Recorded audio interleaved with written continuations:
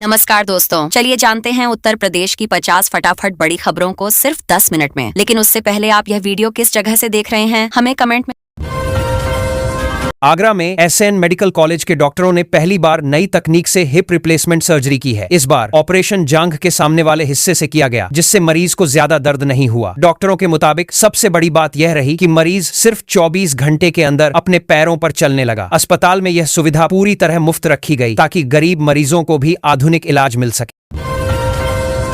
आगरा पहुंचे दक्षिण अफ्रीका के युवा क्रिकेटर ट्रिस्टन स्टब्स ने ताजमहल देखकर उसकी खूब तारीफ की। उन्होंने कहा कि भारत की ऐतिहासिक धरोहरें दुनिया में अलग पहचान रखती हैं। स्मारक परिसर में मौजूद लोगों ने उनके साथ तस्वीरें खिंचवाईं और काफी उत्साह दिखाई दिया। ट्रिस्टन स्टब्स ने आगरा की मेहमान नवाजी को भी पसंद किया और भारतीय संस्कृति को बेहद खास बताया। अयोध्या में राम मंदिर दर्शन को आसान बनाने के लिए नई व्यवस्था लागू की गई है। अब श्रद्धालु मोबाइल ऐप से पहले ही दर्शन का समय बुक कर सकेंगे, जिससे लंबी लाइनों में खड़ा नहीं होना पड़ेगा। बुजुर्गों और दिव्यांग लोगों के लिए गोल्फ कार्ट की संख्या भी बढ़ाई गई है। प्रशासन का कहना है कि बढ़ती भीड़ को संभालने के लिए यह कदम काफी मददगार साबित के दूध के साथ अब पनीर, घी और मक्खन जैसे कई डेयरी उत्पाद महंगे हो गए हैं। लखनऊ और वाराणसी समेत कई शहरों में लोग इसका असर महसूस कर रहे हैं। दुकानदारों का कहना है कि नई कीमतें लागू होने के बाद घरेलू खर्च थोड़ा बढ़ा है। विशेषज्ञों के मुताबिक उत्पादन लागत बढ़ने और परिवहन खर्च ज्यादा होने की वजह से कंपनियों को यह फैसला लेना पड़ा। आयुष्मान भारत योजना में गड़बड़ियों को रोकने के लिए उत्तर प्रदेश सरकार ने बड़ा सत्यापन अभियान शुरू किया है। कई अस्पतालों और डॉक्टरों के रिकॉर्ड की जांच की जा रही है ताकि फर्जी तरीके से योजना का लाभ लेने वालों पर रोक लग सके। सरकार का कहना है कि सही मरीजों तक बेहतर इलाज पहुंचे, इसी मकसद से यह अभियान चलाया जा रहा है और निगरानी लगातार जारी रहेगी। अमृत भारत स्टेशन योजना के तहत उत्तर प्रदेश के छोटे रेलवे स्टेशनों को तेजी से आधुनिक बनाया जा रहा है। कई जगहों पर नए प्रतीक्षालय, साफ प्लेटफॉर्म और बेहतर रोशनी का काम शुरू हो चुका है। रेलवे ने कुछ नए रूटों की बुकिंग भी शुरू कर दी है। यात्रियों को अब पहले से ज्यादा सुविधाजनक सफर मिलेगा और पर्यटन वाले इलाकों को भी इसका फायदा पहुंचेगा। प्रयागराज में मेजा स्टेज 2 पावर प्रोजेक्ट को मंजूरी मिलने के बाद प्रदेश में बिजली उत्पादन बढ़ाने की तैयारी तेज हो गई है। करीब 33,000 करोड़ रुपए की इस परियोजना में 3 नई यूनिट लगाई जाएंगी। सरकार का कहना है कि इससे आने वाले समय में बिजली की कमी कम होगी। यह परियोजना एनटीपीसी और राज्य विद्युत उत्पादन निगम मिलकर तैयार करेंगे। गन्ना किसानों को इस बार रिकॉर्ड भुगतान मिलने से गांवों में राहत का माहौल देखा जा रहा है। सरकार ने बताया कि अब तक 3,21,000 करोड़ रुपए सीधे किसानों के खातों में भेजे जा चुके हैं। किसान संगठनों का कहना है कि समय पर भुगतान मिलने से खेती का अगला काम आसान हो जाता है। कई जिलों में किसान अब नई फसल की तैयारी में जुट गए हैं। वाराणसी और आसपास के इलाकों का मखाना अब विदेशों तक पहुंच रहा है। सरकार की निर्यात नीति के बाद अमेरिका और कनाडा जैसे देशों में इसकी मांग बढ़ी है। किसानों का कहना है कि पहले मखाना सिर्फ स्थानीय बाजार तक सीमित था, लेकिन अब उन्हें बेहतर दाम मिलने लगे हैं। कृषि विभाग को उम्मीद है कि इससे गांवों में रोजगार और आय दोनों बढ़ेंगे।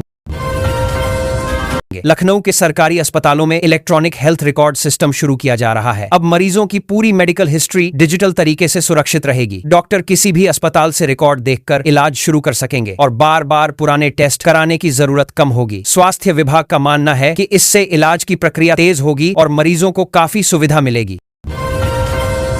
सहारनपुर के मशहूर लकड़ी नक्काशी उद्योग को बढ़ावा देने के लिए नई सब्सिडी योजना शुरू की गई है। सरकार कारीगरों को आधुनिक मशीन खरीदने और विदेशों में प्रदर्शनियों में हिस्सा लेने के लिए आर्थिक मदद देगी। स्थानीय व्यापारियों का कहना है कि इससे पुराने कारीगरों का काम फिर तेजी पकड़ेगा। युवाओं को भी इस उद्योग से जुड़ने का नया मौका मिलने की उम्मीद बढ़ गई है। मेरठ के विकास के लिए 15,000 करोड़ रुपए के बड़े मास्टर प्लान पर काम तेज किया गया है। शहर में इलेक्ट्रिक बसों की संख्या बढ़ाने, बेहतर फुटपाथ बनाने और ड्रेनेज सिस्टम सुधारने की तैयारी चल रही है। ऐतिहासिक जगहों के सौंदर्यीकरण पर भी खास ध्यान दिया जा रहा है। अधिकारियों का कहना है कि इससे शहर ज्यादा व्यवस्थित और आधुनिक नजर आएगा। लखनऊ में स्मार्ट सिटी परियोजना के तहत नए सीवरेज ट्रीटमेंट प्लांट और ड्रेनेज सिस्टम पर तेजी से काम शुरू हो गया है। नगर निगम ने कूड़ा उठाने के लिए नई गाड़ियां भी तैनात की हैं। पार्कों में ओपन जिम और बच्चों के खेलने की नई जगहें तैयार की जा रही हैं। लोगों को उम्मीद है कि इससे शहर की साफ सफाई और सुविधाओं में काफी सुधार दिखाई देगा।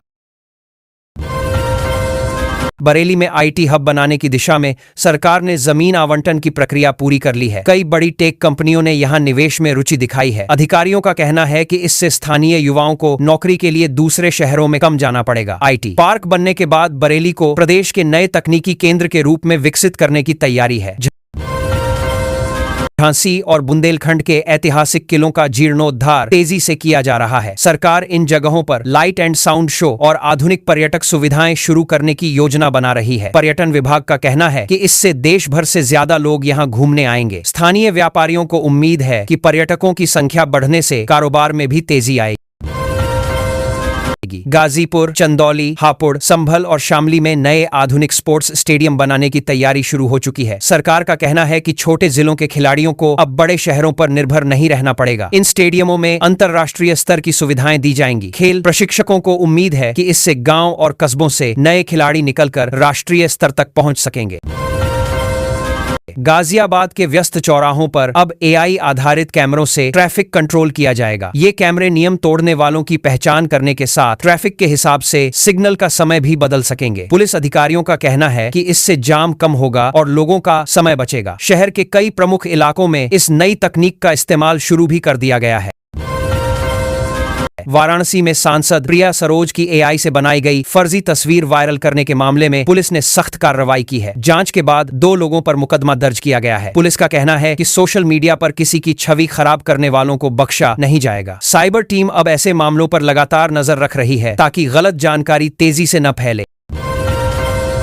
प्रदेश में हाल ही हुए कैबिनेट विस्तार के बाद अब नए मंत्रियों को विभाग मिलने का इंतजार बढ़ गया है। राजनीतिक गलियारों में लगातार बैठकों और चर्चाओं का दौर चल रहा है। माना जा रहा है कि जल्द ही जिम्मेदारियां तय कर दी जाएंगी। पार्टी नेताओं का कहना है कि विभागों के बंटवारे के बाद सरकारी कामकाज और तेजी से आगे बढ़ाने पर जोर दिया जाएगा। जौनपुर के कुछ गांवों में संक्रमण फैलने की सूचना मिलने के बाद स्वास्थ्य विभाग की टीमें लगातार घर घर जाकर जांच कर रही हैं। लोगों को दवाइयों के साथ साफ पानी के लिए क्लोरीन की गोलियां भी दी जा रही हैं। अधिकारियों ने सफाई व्यवस्था मजबूत रखने के निर्देश दिए हैं। गांवों में लोगों को सावधानी बरतने और साफ पानी इस्तेमाल करने की सलाह भी दी जा रही है।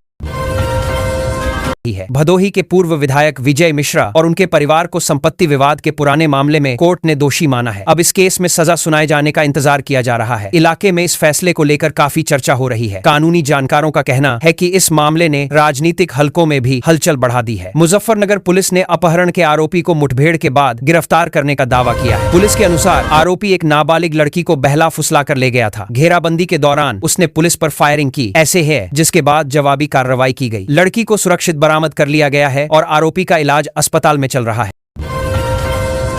कानपुर में नमामि गंगे अभियान के तहत गंगा किनारे सफाई और प्रदूषण रोकने का काम तेज कर दिया गया है। कई नालों को सीधे गंगा में गिरने से रोकने के लिए नए डायवर्जन पॉइंट बनाए जा रहे हैं। प्रशासन ने प्लास्टिक के इस्तेमाल पर भी सख्ती बढ़ाई है। स्थानीय लोगों और सामाजिक संगठनों को इस अभियान से जोड़ने की कोशिश लगातार की जा रही है। उत्तर प्रदेश के दक्षिणी जिलों में भीषण गर्मी ने लोगों की परेशानी बढ़ा दी है। बांदा, चित्रकूट और झांसी में तापमान 45 डिग्री के पार पहुंच गया है। मौसम विभाग ने लू को लेकर अलर्ट जारी किया है। प्रशासन सार्वजनिक जगहों पर पानी की व्यवस्था कर रहा है और लोगों को दोपहर के समय घर से बाहर कम निकलने की सलाह दी गई है। पश्चिमी उत्तर प्रदेश के कई जिलों में आंधी और हल्की बारिश की संभावना जताई गई है। मौसम विभाग के अनुसार मेरठ, सहारनपुर और बरेली समेत 37 जिलों में तेज हवाएं चल सकती हैं। लोगों को उम्मीद है कि इससे गर्मी से थोड़ी राहत मिलेगी। किसानों को भी सलाह दी गई है कि मौसम बदलने तक फसल और सामान को सुरक्षित जगह पर रखें। अयोध्या में बढ़ते पर्यटकों को देखते हुए प्रशासन ने इको टूरिज्म सर्किट को बड़ा करने का काम शुरू कर दिया है। सरयू किनारे नए पार्क, वॉकिंग ट्रैक और हरियाली बढ़ाने की तैयारी चल रही है। यहाँ वाहनों को बढ़ावा दिया जाएगा ताकि प्रदूषण कम रहे। अधिकारियों का कहना है कि इससे अयोध्या सिर्फ धार्मिक नहीं बल्कि प्रकृति और परिवार के साथ घूमने वालों के लिए भी खास जगह बनेगी। अलीगढ़ के दवा कारोबारियों के लिए नया डिजिटल पोर्टल शुरू किया गया है, जिससे अब फीस जमा करने और लाइसेंस रिन्यू कराने का काम ऑनलाइन हो सकेगा। पहले छोटे व्यापारियों को बार बार दफ्तरों के चक्कर लगाने पड़ते थे। अब पूरी प्रक्रिया आसान और पारदर्शी बनाने की कोशिश की गई है। कारोबारियों ने कहा कि इससे समय बचेगा और काम बिना परेशानी के जल्दी पूरा हो सकेगा। ब्रिक्स देशों की विदेश मंत्रियों की बैठक में इस बार उत्तर प्रदेश के विकास मॉडल और ओडीओपी उत्पादों को खास जगह दी जा रही है। प्रदेश के हस्तशिल्प और पारंपरिक उत्पाद विदेशी प्रतिनिधियों को दिखाए जाएंगे। सरकार का मानना है कि इससे यूपी के छोटे उद्योगों को अंतर्राष्ट्रीय पहचान मिलेगी। कई कारोबारियों को उम्मीद है कि अब विदेशों से नए ऑर्डर और व्यापार के मौके बढ़ सकते हैं।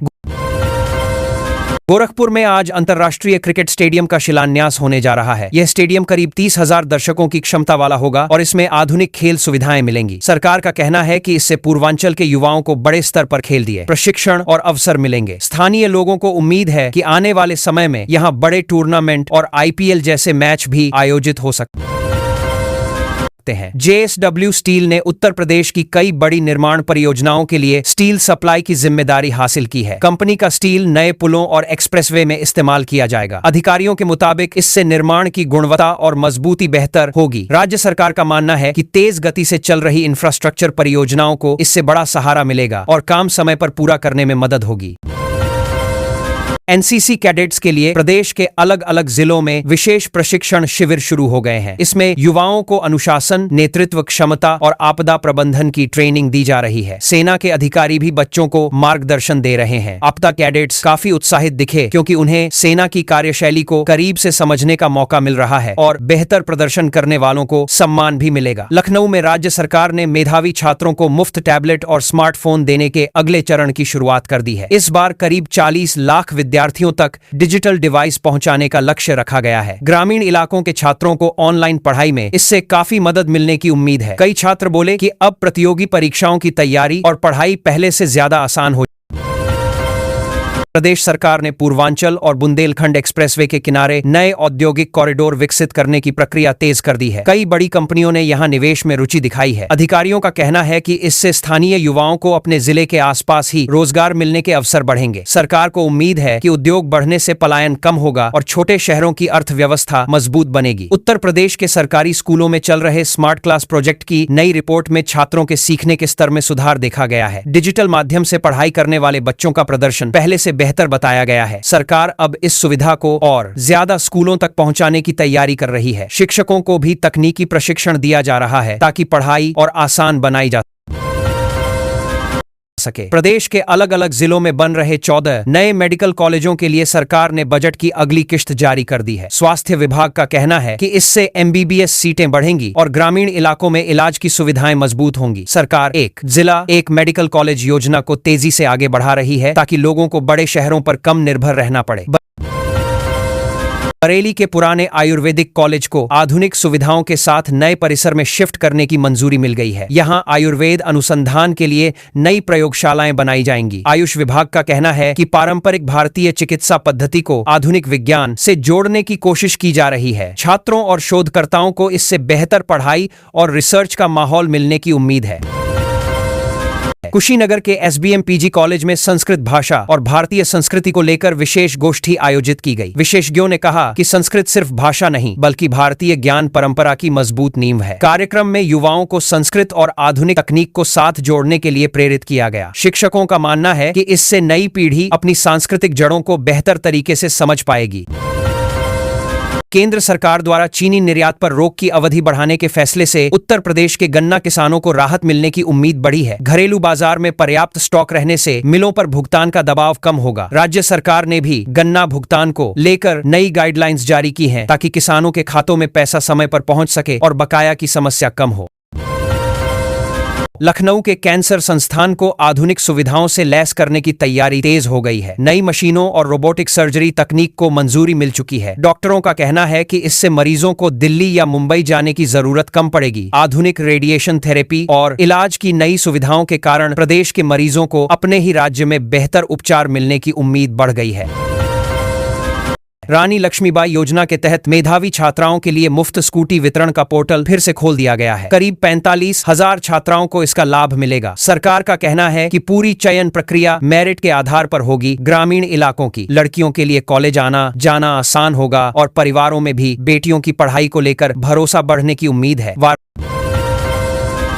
वाराणसी में नगर निगम ने पर्यावरण बचाने के लिए हर शनिवार नो फ्यूल डे मनाने का फैसला लिया है। अधिकारी और कर्मचारी उस दिन निजी गाड़ियों की जगह साइकिल या सार्वजनिक परिवहन का इस्तेमाल करेंगे। नगर निगम का कहना है कि इससे लोगों में प्रदूषण कम करने को लेकर जागरूकता बढ़ेगी। शहर के कई युवा और सामाजिक संगठन भी इस पहल को समर्थन देने की बात कह रहे हैं।